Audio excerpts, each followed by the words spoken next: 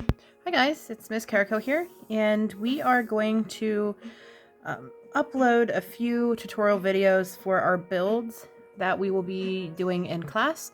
I realize we're in virtual, so this will make understanding how to do these builds better, so that whenever we get into class, either after Thanksgiving break or after Christmas break, in case, they extend the quarantine, you'll be able to have a reference for whenever we go into your project, because I'm going to keep going as if we are still in class, and we're going to upload the videos as we do them. So twice a week, we'll be doing 2 builds for each week.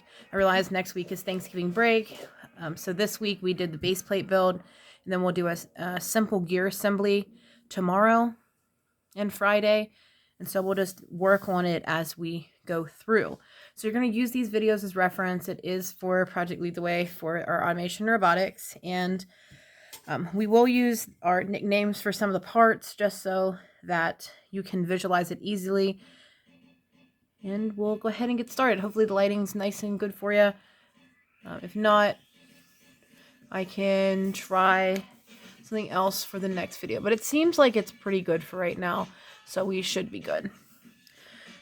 So whenever you get into class, you're going to want to get the pieces and parts that you need. It's kind of like before you get started cooking, you need to make sure you have all your parts together. And then you can make your recipe and then put it in the oven. It's good to go. So we need to get our ingredients, so to speak, for our basic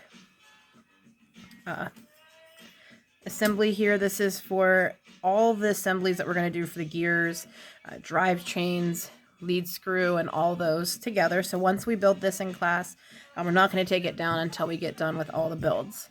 So the things that you are going to need, of course, your 2 screwdrivers. You have the one with the ball on the end of it, that's for the screws, and then we have this one that's for the locking nuts. For the build plate assembly, you don't need this one, but you should get in the habit of always grabbing both of them in case you need them. For the size, the one with the ball on the end of it, it is 3/32, and the one without is the 5/64. So we're going to go into the toolbox and find those. You don't have to look at the sizes for the one with the ball on the end of it for my class, because it's the only size that we have for that. You just have to watch for this one. You're going to need your base plate here. It's a larger plate. Then we have our C channel. You can see we call it a C channel because it is in the shape of a C. Then we have our flat plate here that we're going to use. Now we have different sizes of these flat plates in the classroom. We have ones that are only like this big to this big, and then this full one. We're going to want to grab the largest one. It's going to be the same size as the C channel itself. You're also going to need your magnetic bowl. I'm at home and I don't have a magnetic bowl. I thought I did, but I took them back to school. So I'm just going to be using what I have at the house to hold our screws and nuts and all that good stuff, because I don't want to lose them, especially with, you guys know, Leo. He likes to play with small parts, and even though he thinks he's helping, it's not really helping. All right, to get started, when you look at your base plate, we're going to be working on things towards the back so that we have the space at the front in order to work. So we are going to, first, before we even use this build plate, I'm going to set it to the side. We are going to assemble the pieces that we need on the C channel, and then install this here, and then install the parts here onto the build plate. So in order to get started, what we're going to need is we're going to need these spacers here. They have the holes on the inside of them for you to put your screws in. So they go right in here, and you screw them, and there you go. And it's on both ends. Now we do have different sizes of screws. You need to make sure that you use one. You can either use the super tiny ones like this, the 3/8 inch, or you can use the 1/4 inch. I would not go beyond these sizes because they're not going to fit in there. Like, let me show you one that's larger.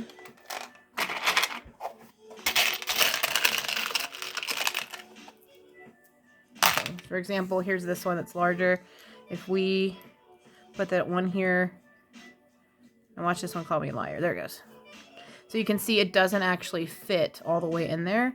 And that would be beneficial if we had like a gear or something here, or something thicker than this piece of metal. Because if we leave it like this, it's going to jump around. So for the build plate, you're not going to want to use longer screws. You want to use the right size screw that's not going to be too small or too large. Because if later on in our moving parts builds, if you use one that's too long, it could hit on something that's moving and then cause problems. So we want to get into the habit of using the smallest, if not the best size possible for our assemblies. So to get started, what we're going to be making is a sort of table. These are going to go here on this first 1, 2, 3, and 4. So to do this, I like to put it here and hold it with my 2 fingers. And then take the screw and place it in here. Now once I get the screw into the spacer, I'll just tighten it in place here. You need to make sure that you don't over tighten. I like to tell you guys that we're not making something to hold a lot of weight or to do a whole lot of movement like a car or a truck or something. So you need to make sure that you don't over tighten, because we will strip the materials, especially those locking nuts. I'm gonna place another, so we're just gonna tighten it down to as much as possible. Once you feel some form of resistance when you screw it in, you're good to go. Here's a good example. Sometimes you have to watch with the spacers to see that it's going to go to crooked. So you've got to be very careful with how you put those in there. So by holding it with my 2 fingers like this, I'm able to put the screw in without putting it in crooked. Because that will, the threads won't match up and it will fight you the whole time, and then it won't go in straight. If you're having problems with lining up the screw, you can hold the screw in here and then just twist this on itself. If you're seeing that you're having problems with this, it might be your spacer itself, but I got this one to actually tighten. I was about ready to switch it out, but it seems to work. So we have this one here, we have the space. We're going to do the other side now. Same process. So if I showed you that other technique, piece it through, and then line it up and then twist it on. To me, this is easier, especially for my hands that can't really bend. Some of my fingers, you guys know, like to lock up.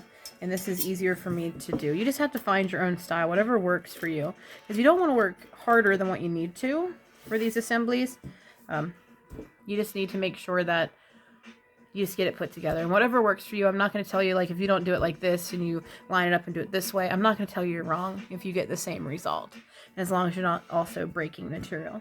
All right, so we have like a table here. And here's our spacings. We're going to flip that upside down.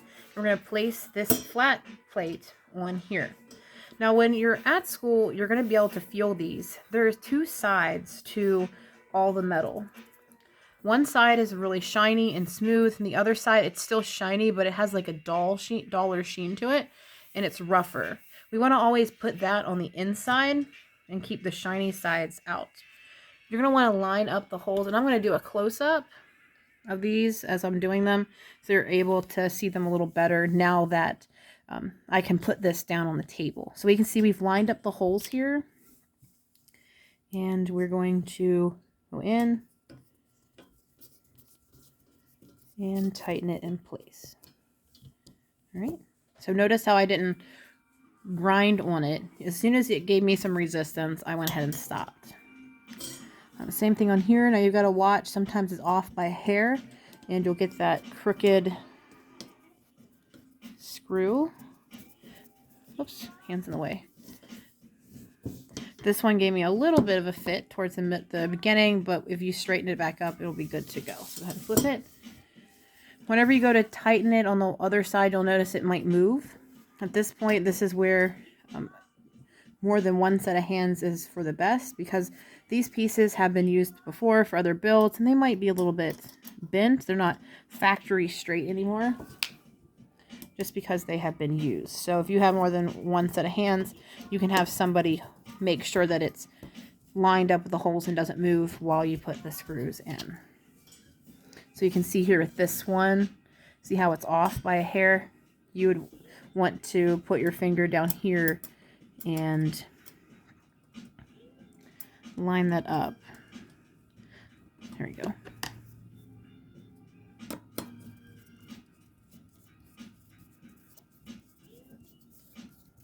All right.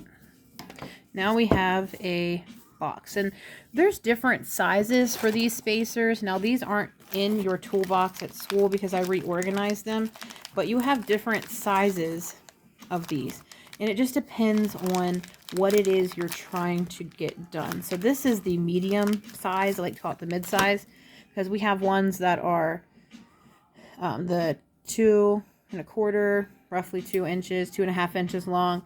Well, this one's the 2 inch. Then we have the 3 inch ones, and then we have the next size down here, and then we have even smaller ones here as well. We could use any size for this, and by all means we could use this size, but for you just starting out, you're going to want a lot of room for your hands until you get used to working in those tighter spaces. So I like to use this mid-size spacer for this, because there's enough room for your hands to guide things through and to work, hold those jellyfish on and things like that. So our next part, we're going to get our build plate, and we're going to install this onto the build plate. I like to work with this facing into the plate with this on the outside. So we're going to be tightening down and installing through here. Now you don't have to use one of these flat plates. You can use as well another C channel, but because of our amount of materials in the classroom and that our classes are split in half, we're just doing this for supplies, being able to make sure that we have enough. Now, because we're using this for all of our builds, I will be installing this along the edge. So this is going to be installed along the edge because some of our builds are going to have handles on the side, and we want to have the handle to where it can be hung off the edge of the table and then spun. So I'm moving it in by one, just so it's not up against here, and then putting it up against that plate.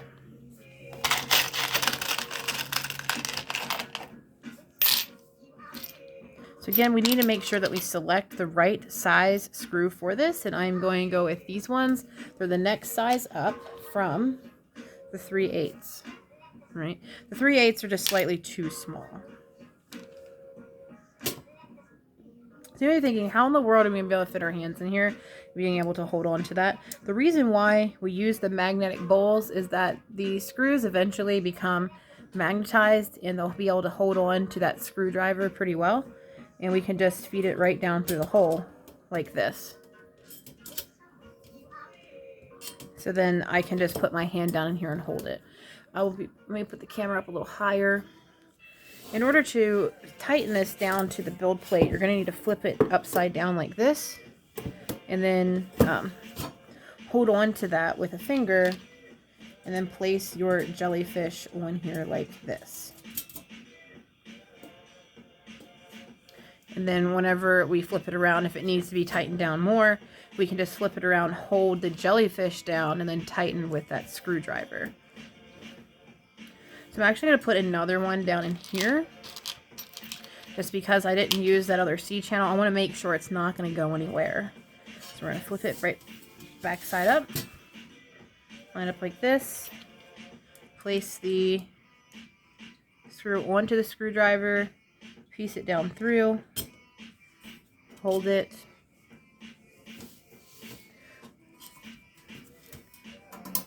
flip it upside down, and then grab another jellyfish.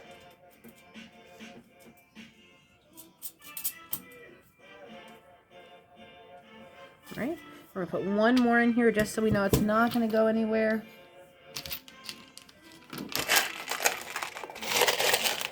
I'm grabbing a jellyfish in my bowl.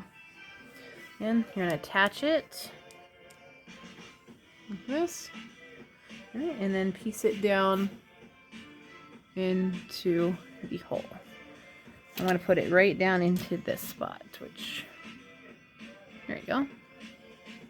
So push it down in, hold on to it, flip it upside down, grab a jellyfish, and place it on the screw.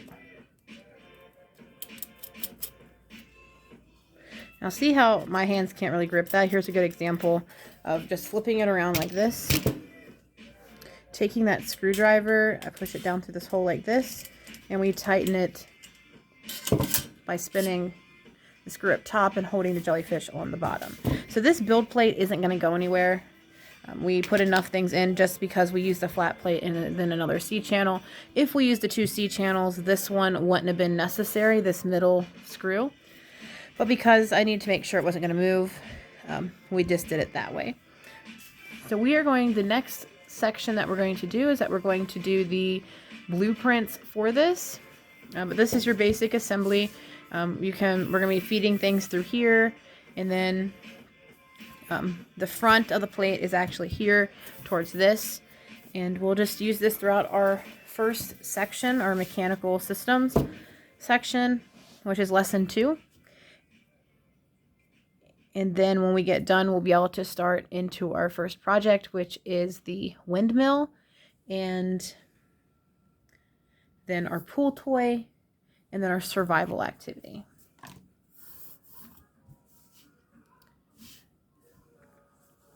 So whenever we do our blueprints, just as reference,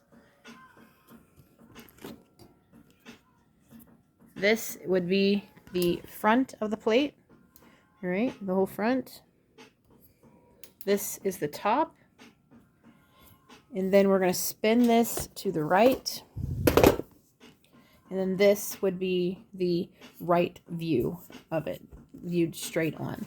So while we're drawing this blueprint, you are going to want to spin this around if you're building this in class for you to look at.